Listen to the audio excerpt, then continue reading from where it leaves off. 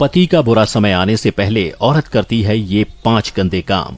क्या आपने कभी सोचा है इतनी मेहनत करने के बाद भी आपके पति के पास लक्ष्मी क्यों नहीं टिकती? क्यों हर बार नाकामयाबी का सामना करना पड़ता है? और क्यों खाली जेब उनको शर्मिंदा करती है?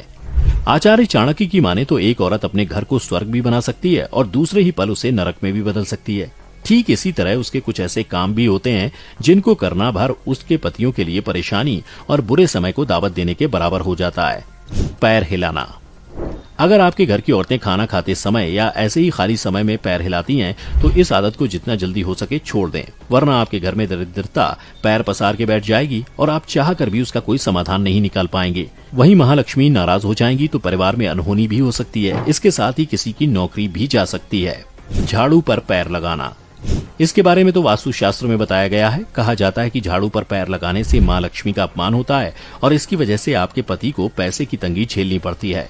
अगर गलती से भी झाड़ू पर पैर लग जाए तो तुरंत उसे हाथ से छूकर माथे पर लगाएं और मां लक्ष्मी से माफी मांगनी चाहिए।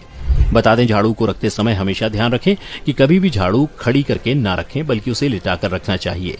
खड़ी झाड़ू रखना अपशकुन होता है और इसकी वजह से आपको मुसीबतें झेलनी पड़ सकती हैं। गलत समय झाड़ू लगाना।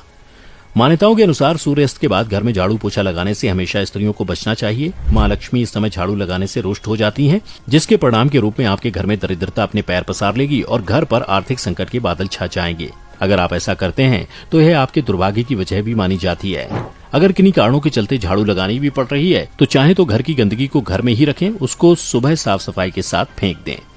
साफ सफाई। शास्त्रों की माने तो माता लक्ष्मी का आगमन हमेशा घर के पहले दरवाजे से ही होता है, जिसके चलते उस दरवाजे को हमेशा साफ रखना चाहिए।